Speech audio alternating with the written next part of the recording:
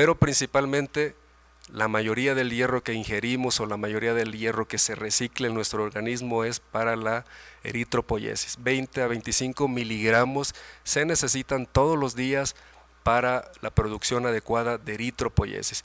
Y si vimos los requerimientos diarios son hasta 2 miligramos. Todo el resto viene de todos los eritrocitos que normalmente se destruyen todos los días. La mayoría de ese hierro es reciclable, es decir, necesitamos realmente poco hierro para la eritropoyesis. Esto es diferente a la inversa en niños. Ellos solo el 30% del hierro que se ocupa para la eritropoyesis viene de la destrucción de eritrocitos. Por eso los niños en edad escolar comúnmente tienen anemia por deficiencia de hierro si no están bien suplementados o con una alimentación adecuada.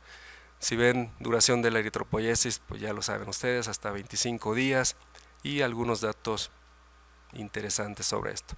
La maduración del eritrocito y todos los pasos de la eritropoyesis hasta eritroblasto, allí es cuando hay los receptores para transferrina, y aquí es donde ya se pega la transferrina y libera el hierro dentro del eritrocito para que éste cumpla la maduración finalmente hasta eritrocito maduro. Una vez que ya cumplió la función el hierro, que ya lo metabolizamos, hay dos tipos de pérdidas. Las pérdidas por piel, mucho de los eritrocitos o del hierro férrico que transporta la transferrina, llega directamente a las células de la piel y de ahí con la descamación se va. Otra fuente importante es la menstruación, que también se pierde una cantidad de hierro, y la mayoría, como habíamos dicho, más del 90% de la destrucción de los eritrocitos, todo ese hierro en el vaso se vuelve a reutilizar. Llegan los eritrocitos viejos, son fagocitados por el macrófago y aquí se liberan todos los átomos de hierro para otra vez salir a la circulación en forma ferroso. Y aquí hay otra proteína que es la ceruloplasmina, que hace la función de la efastina que habíamos dicho en el intestino. Aquí la ceruloplasmina es quien convierte el hierro ferroso en hierro férrico de nuevo para que pueda ser cargado, reconocido por la transferrina, y otra vez todo el ciclo que vimos desde el inicio se vuelve a repetir. Si vemos la forma de almacén del hierro es la ferritina, que equivale más o menos a 4500 átomos de hierro. Y también tenemos la hemosiderina, que es otra forma que está hierro acumulado en los tejidos. Para decir estados de deficiencia de hierro, tenemos que pensar en tres cosas. Puede ser una deficiencia de hierro absoluta, una deficiencia de hierro por secuestro, es decir, en el organismo hay hierro pero está mal distribuido, o una deficiencia funcional. Deficiencia absoluta es cuando hay pérdida de sangre, allí no hay otra causa. Secuestro en inflamación, y una deficiencia funcional cuando usamos eritropoyetina. Las deficiencias absoluta es la más común, y esto ocurre principalmente por una alimentación deficiente, dependiendo de la fuente. Si consumimos solo alimentos que no son ricos en hierro o que inhiben la absorción de hierro a nivel intestinal, pues tendremos una deficiencia absoluta de hierro. Durante el crecimiento, el desarrollo, en la salud femenina, en el embarazo también es importante.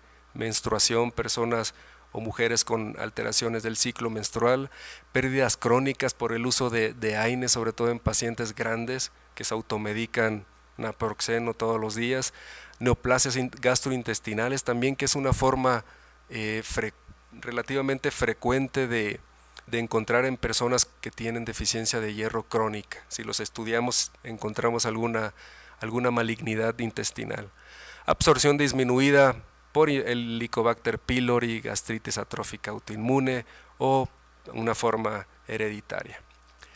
Y hablando de la deficiencia por secuestro, que tenemos a la anemia inflamatoria, que aquí será el tema siguiente y no hablaremos más de ella.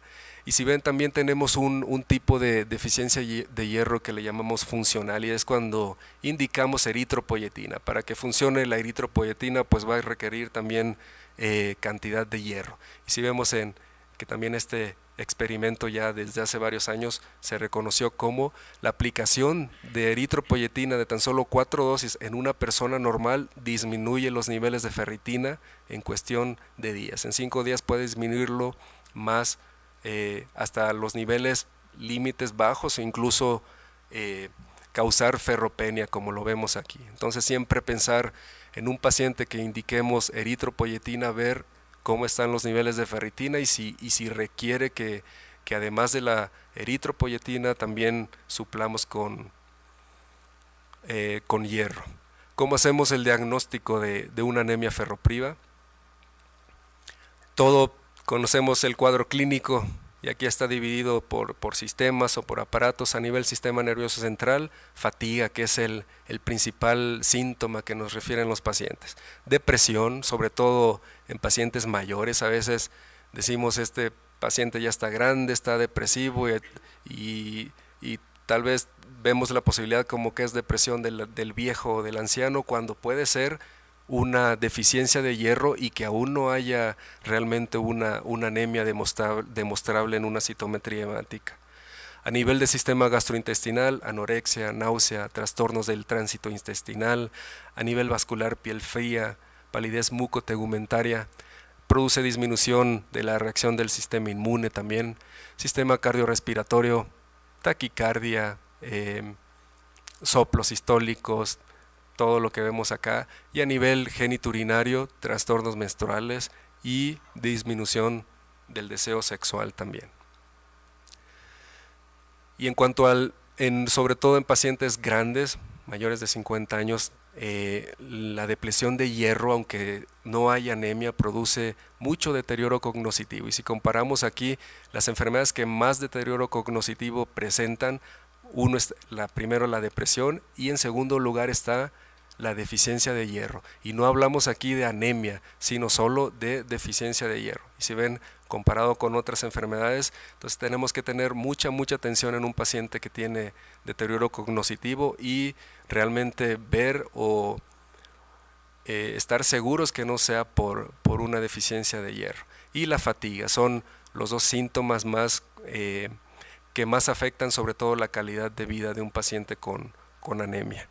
La deficiencia de hierro también, si ya hay anemia, pues esto causa menor disponibilidad de oxígeno en la mitocondria. Si vemos, pues no llega el oxígeno allí. Y si tenemos deficiencia de hierro, aún sin anemia, hay menor utilización de ese oxígeno. Todo esto lleva a hipoxia tisular y a deterioro orgánico crónico y continuo. Cuando tenemos un paciente con anemia ferropriva o anemia por deficiencia de hierro o la sospecha o ya el diagnóstico, tenemos que responder todas esas preguntas que fueron publicadas acá. Si existe sangrado y si este es actual, si es antiguo, si hay hemólisis, si la médula ósea está alterada, si existe ferropenia, por qué, o si existe disminución de cobalamina y folatos, y también ver la causa. Ver el inicio de la anemia, si fue repentino, progresivo, el tiempo, la edad, depende mucho todos estos datos para acercarnos al diagnóstico preciso. Y el primer acercamiento en todo paciente con sospecha de anemia ferropénica, lo que debemos de solicitar son la cuenta de reticulocitos, el frotis de sangre periférica, cinética de hierro, la cuantificación sérica de cobalamina, folatos y de creatinina.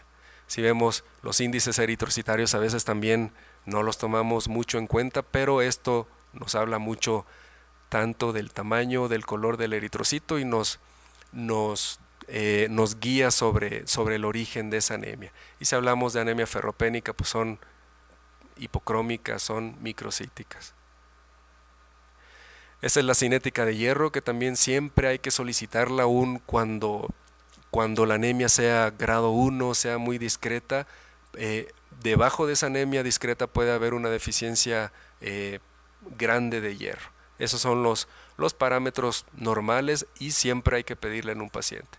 Y algo importante, que a veces solo hasta que tiene disminución de la hemoglobina el paciente iniciamos tratamiento o decimos tiene anemia ferropénica. Pero si vemos la disminución de la ferritina sérica se da con el tiempo.